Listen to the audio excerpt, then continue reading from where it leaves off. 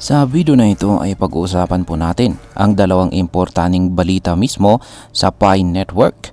Una ay may mga bagong apps na inilista po sa mainnet ecosystem interface. At ang pangalawa ay mayroon pong malaking pagbabago sa account recovery process na mas mapapadali at mas mapapasiguro ang inyong Pi account. Kung isa ka po sa mga pioneers o gumagamit ng Pi Network, siguradong mahalaga po ito para sa iyo.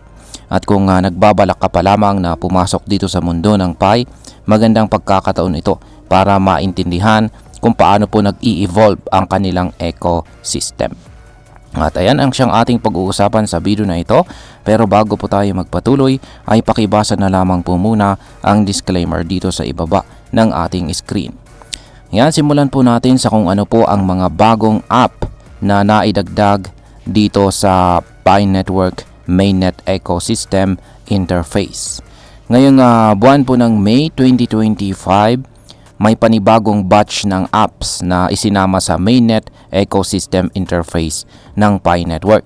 Ibig sabihin ay lumalawak na po ang choices ng mga pioneers kung paano po nila magagamit ang kanilang Pi tokens sa iba't ibang uri ng apps.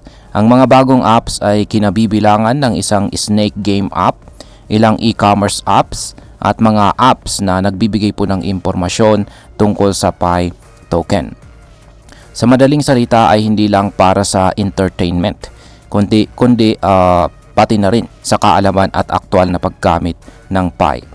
Pero hindi po basta-basta ang pagpasok ng mga apps na ito sa mainnet interface. Dumaan po sila sa masusing pagsusuri base sa kalidad ng app, pagiging buo o functional ng feature nito, kung gaano po ito ka-useful sa mga pioneers, at pagsunod sa mahigpit na Pi ecosystem policies and guidelines. Ayan, policies and guidelines. Ang mga apps na ito ay hindi lang dagdag serbisyo para sa mga users. Nagbibigay din po ito ng inspirasyon sa ibang developers para gumawa rin ng makabuluhang apps gamit si Pi bilang utility token.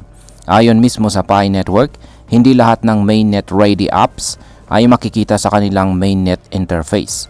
May mga third-party directories na mas maraming apps ang ipinapakita. Kaya kung gusto mong makita ang buong ecosystem, maaari mong i-check ang mga third-party apps na ito para sa mas malawak na perspective. Ngayon is bakit po mahalaga ang buong account recovery option dito kay Pi Network. Kaya yan, dito naman tayo sa recovery option niya. Isa pang malaking update ay ang bagong account recovery process. Sa lumang sistema, medyo komplikado po kasi ang pag-recover ng account kapag nakalimutan mo ang iyong password.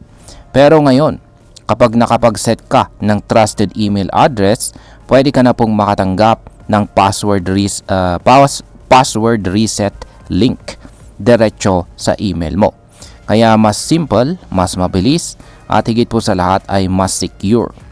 Hindi mo na kailangang umasa sa local telecom providers o mobile networks para lang magpa-recover ng account. Sa bagong method na ito, tumaas ang accessibility para sa mga pioneers, lalo na sa mga lugar dito sa Pilipinas na mahina ang signal o may problema sa SMS delivery. At dahil dito, mas maraming users ang mananatiling active at saka connected sa ecosystem. Hindi na po sila maiiwan sa alanganin kung sakaling mawalan sila ng access sa kanilang account. Ngayon is paano po ito pinapalawak ng Pi Network ecosystem? Ang dalawang updates na ito, bagong apps at mas madaling recovery, ay parehong nagpapakita ng iisang direksyon. At iyon ay ang tuloy-tuloy na pag-develop at pagpapalawak ng buong Pi ecosystem. Ang mga bagong apps ay nagdadala ng real-world use cases para kay Pi, habang ang mas magandang account recovery system naman ay sinisigurado na walang maiiwan sa pioneer sa likod. Habang dumarami po ang apps na gumagamit ng Pi, mas lumalapit ito sa goal na maging functional currency sa loob ng sariling ecosystem nito. Isang ekonomiyang umiikot sa digital token na hawak natin, at yan ay si Pi. Ngayon is pag-usapan na po natin ang posibleng maging epekto nito para sa atin bilang mga Pinoy crypto investors at traders ni Pi Network. Para sa atin dito sa Pilipinas, malaking tulong ang mga pagbabagong ito. Unang-una, karamihan sa mga Pinoy ay hindi ganon kateki. Kaya ang mas simplified na account recovery gamit lang ang email ay napakalaking bagay. Ibig sabihin kahit simpleng user, hindi na mahihirapang bawiin ang kanilang account kapag na-lockout po sila.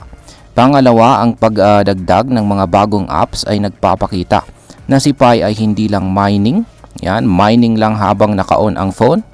Unti-unti na tayong nakakikita ng utility o gamit ng token na ito sa tunay na buhay.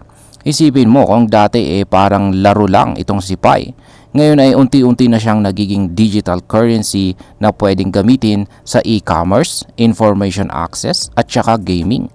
Kung isa kang trader, maaring hindi pa ito kasing laki ni Bitcoin o ni Ethereum sa market. Pero ang ganitong development ay pahiwatig na meron pong long-term plan itong si Pi. Hindi lamang po hype, kundi actual infrastructure building. At kung isa ka pong investor na naghahanap ng low-risk entry, mainam na pag-aralan po itong si Pi habang hindi pa ito tuluyang pumuputok sa mas malawak na market. Bilang panghuli, ang masasabi ko naman tungkol dito ay para sa akin ang dalawang update na ito ay malinaw na sinyales na buhay at umuusad ang project ni Pi Network. Hindi man kasing bilis ng iba sa market pero steady ang kanilang galaw. Step by step, sinisigurado nila na bawat hakbang ay may saysay. Ang pagsali po ng bagong apps ay nagdudulot ng fresh energy sa community. At ang mas maayos na recovery option ay nagbibigay po ng kumpiyansa or confidence sa mga users na hindi sila maiiwan sa ere. Ang Pi Network ay parang batang unti-unting natututong tumayo sa kanyang sariling paa. At kapag tuluyan na itong tumakbo, malaki ang potensyal na maging isa sa mga importanteng crypto ecosystems sa hinaharap. At ayan, hanggang dito na lamang po tayo sa video na ito mga ka-crypto. Marami pong salamat sa panunood. Ingat po tayo lagi at God bless po sa ating lahat.